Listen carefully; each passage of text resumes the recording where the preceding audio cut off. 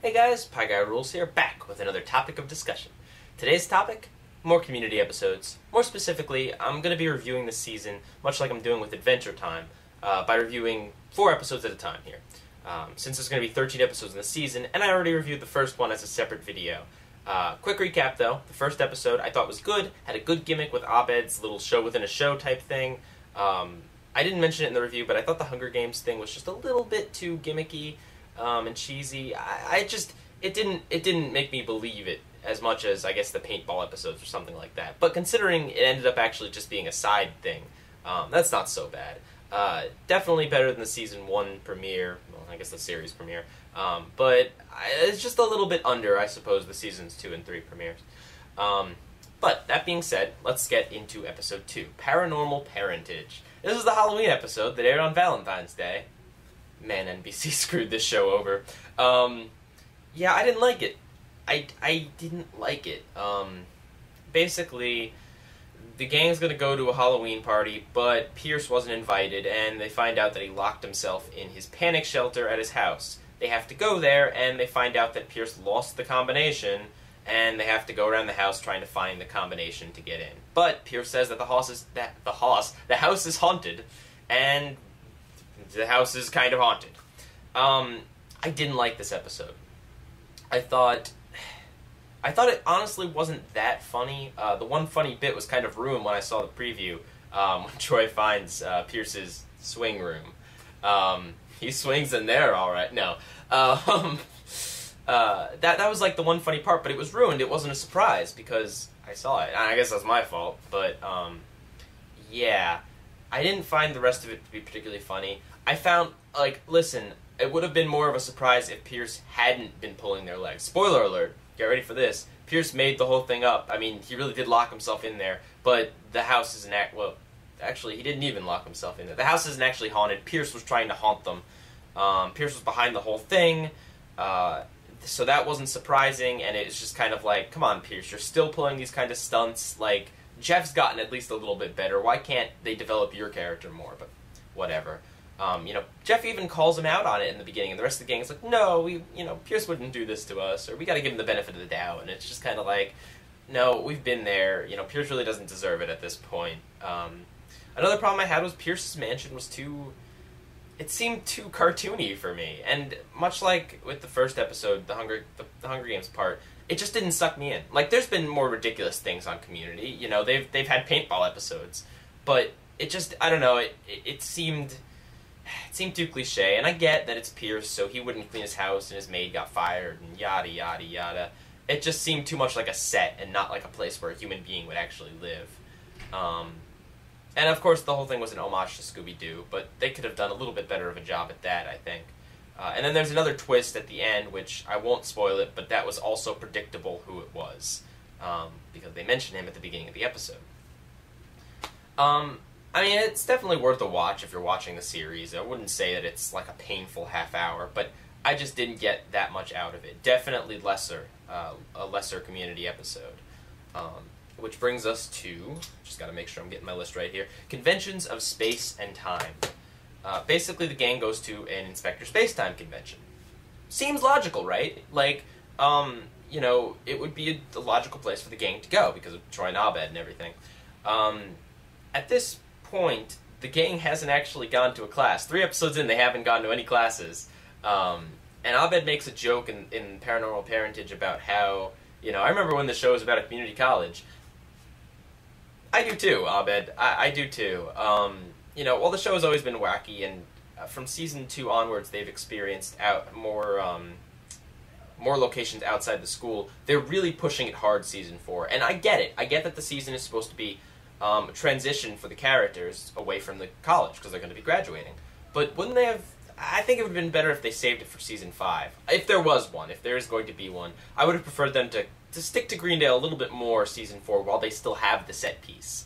But I guess that's a personal preference. Anyway, my problem, I didn't particularly like Conventions of Space and Time either. Let me just run through the plots really quickly, because there's a few of them going on, and my problem is with the main one. Basically, so Annie and Jeff go because they're going to go to they're going to go ski.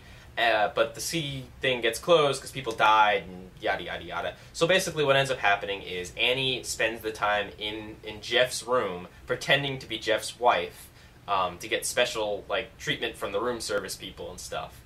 Meanwhile, Jeff is hitting on a girl who thinks that he's the actor who played a bad guy from Inspector Spacetime.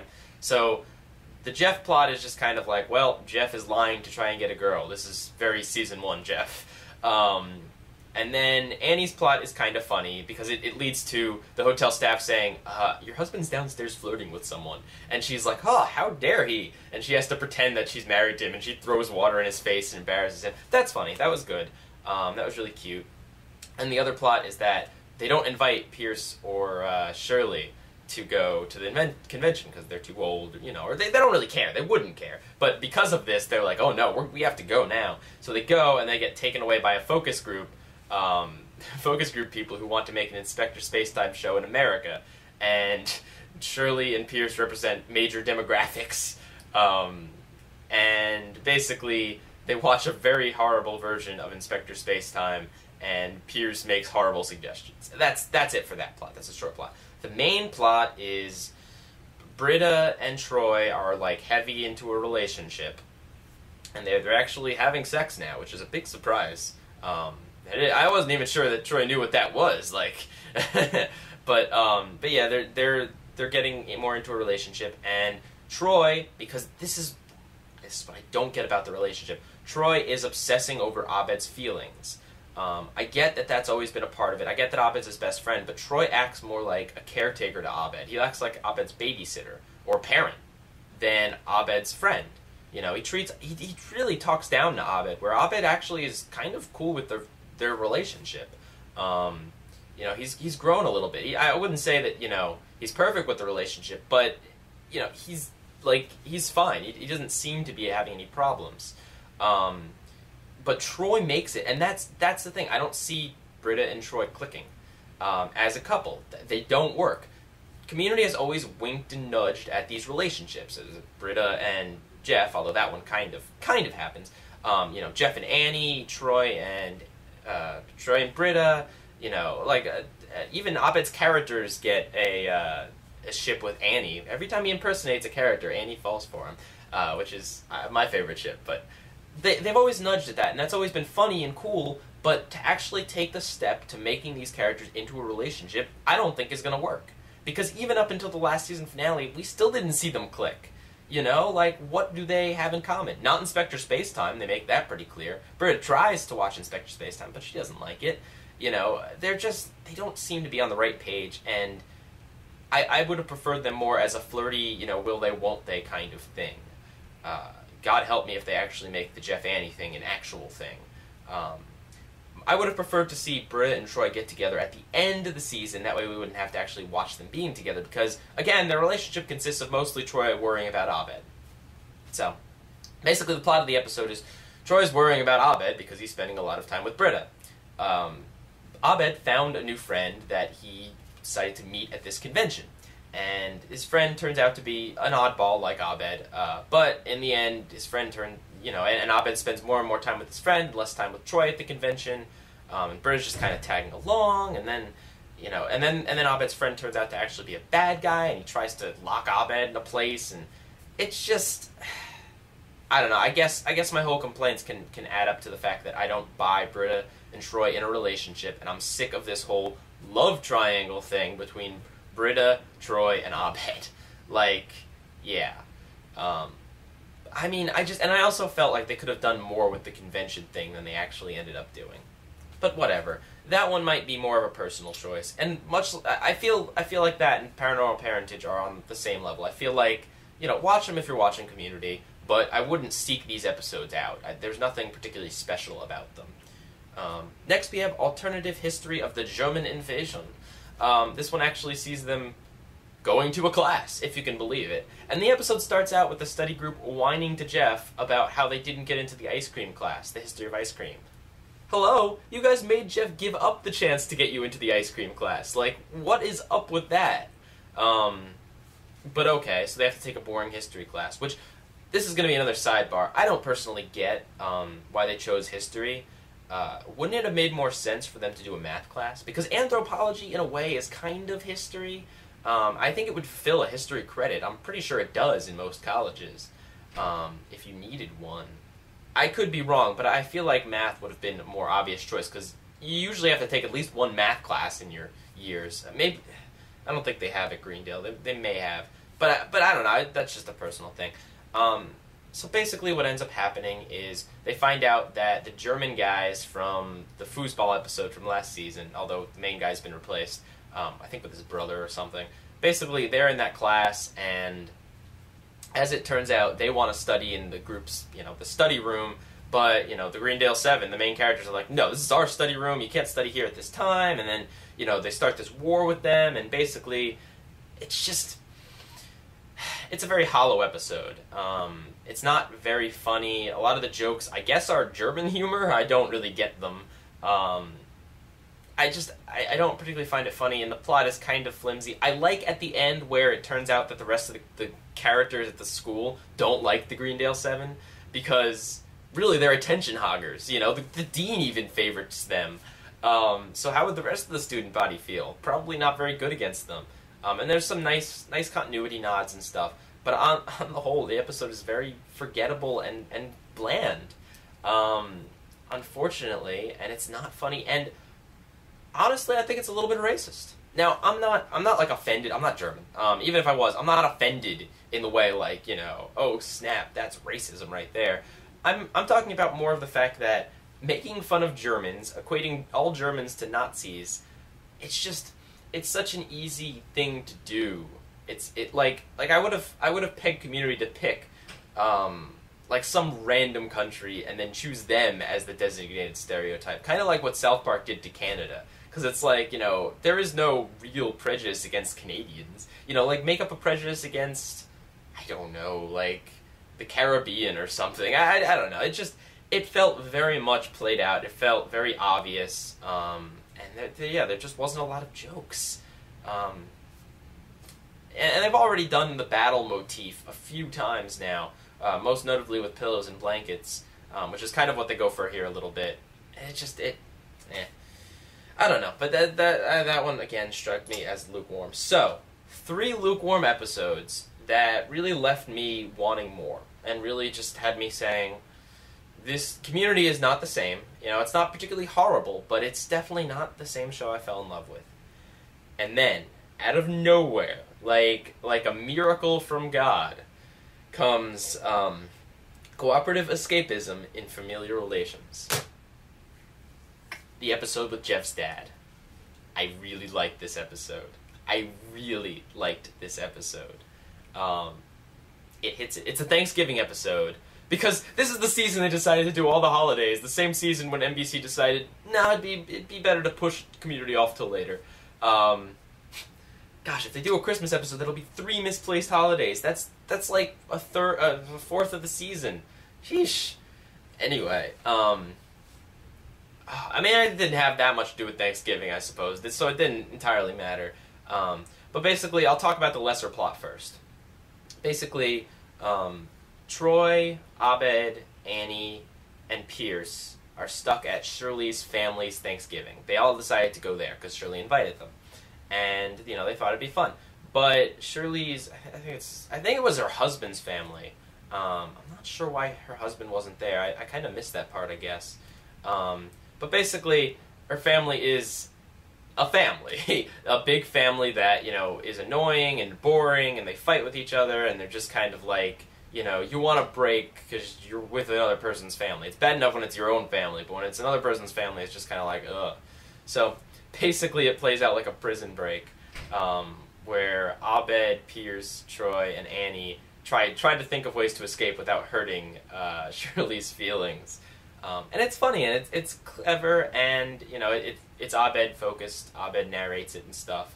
And it was cute, and it had a few nice little twists and some really funny jokes. There's one with Annie that's just hilarious. So that's the lesser plot. And that played out very much like your average Community episode. But it was still funny. I'm not saying that in a bad way. Then the main plot is basically, it's been building up a little bit through this season. and through the last season, that Jeff decided that he was going to meet his dad and confront some of his daddy issues. So he decides to do this, and he doesn't want to tell the gang, but the dean pretty much leaks it through his email, and Britta decides to go and meet his dad, go to make sure this confrontation turns out all right. You know, they don't end up killing each other. So she ends up there, and Jeff kind of chickens out at first, but when she realizes Britta's there, he's like, oh, I gotta go do this. And he goes and he meets his dad. And his dad is absolutely amazing. I was terrified they wouldn't be able to pull off this character right, but they do. Because he's very realistic. He is a person who wasn't meant to be a father. He's a jerk. You know, he's not like a terrible monster. He's just, you know, a guy that really wasn't ready to be a father and just wasn't cut out to be a father. He's a free spirit, you know, and just didn't have it in him. And he made mistakes, and he's not really willing to own up to those mistakes. You know, he looks at Jeff, and a lot of the confrontation comes with the fact that he sees that Jeff is a really awesome person. You know, on exterior, if you look at the exterior, Jeff is awesome. You know, he's got a group of friends that flock to him. You know, he's a cool guy. He's on his phone. You know, he's this and that. And, you know, his dad looks at it, and he's like, you know, you're an awesome son. I'm glad, you know, apparently me leaving you was the best thing I could have ever done for you. And Jeff's like, you know, he plays it cool. He doesn't get, like, crazy angry. He doesn't turn into, like, a cartoonish monster like in another episode. You know, it's just, it's very real, and it's very rewarding at the end what happens. And it's still funny. There are some jokes in there. Like, Britta has a line about because she's still trying to psych a shrink, so she has a line about role play, but she actually uses roles. Then the last thing I should mention about the episode that really made it interesting was that Jeff has a half-brother, which, again, promotes more parallels with Pierce. But yeah, he has a half-brother who, you know, Jeff was worried that his dad had basically left him and then had another family that, you know, he actually cared about. And there's such a sad moment in there about Jeff, where Jeff really is honest, and you see what a broken character that he really is. But what makes it interesting is that he has a half-brother, but his half-brother is incredibly unwell-adjusted. You know, his dad, even if he did stick around, is still not a good dad. He's just not not meant for it, not good at it. You know, doesn't want to go the extra mile. And basically, in Jeff standing up to his dad, he helps his stepbrother. And I think they're hinting that the stepbrother's going to come back. It'd be interesting if he went to Greendale. He probably will end up going to Greendale.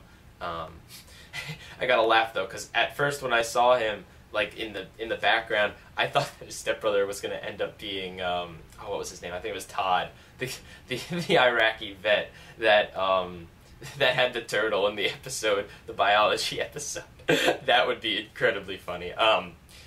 But yeah, that was just, it felt very real. It felt very nice, very rewarding. You know, very nicely played out. You know, it's hard to build up a character and then actually have him appear on screen. And come to think of it, how many of our characters have step-siblings that we know of? It's at least, Abed's mom has a new family. I think it mentioned that she has new kids, so Abed's must have step-siblings. Yeah, wait, Abed, Pierce, Jeff, we don't know really much about the rest of their families. I think Annie's an only child. That's interesting though, right? But, such a rewarding episode. I hope that they keep up the tradition. I hope that the coming episodes are going to be as good as that one was, because that really blew me away. It was funny. It had very Greendale-y stuff with Abed's plot. It had very interesting, heartwarming, psychological stuff with Jeff's plot. It was a very rewarding, you know, conclusion to that whole father saga, although I'm sure this isn't the end of it. And it was played really well. And that's, you know, just going forward, I really hope all episodes are like that. If you're not that into the series, I definitely urge you to at least check out that episode. Because the rest of them, honestly, you could skip. But this one really nails it home. But that's all I have to say. Sorry if this has gone on quite a bit. I'll see you in, I guess, 4 weeks to do another one of these. Pie Guy Rules, out. Hey guys, don't forget to subscribe if you like me, like this video if you, well, like this video, and comment if you have an opinion on anything that I just said. Oh, and I also have a Twitter. Follow me at Pie Guy Rules. I usually respond to any comments or questions that I get. Pie Guy Rules, out.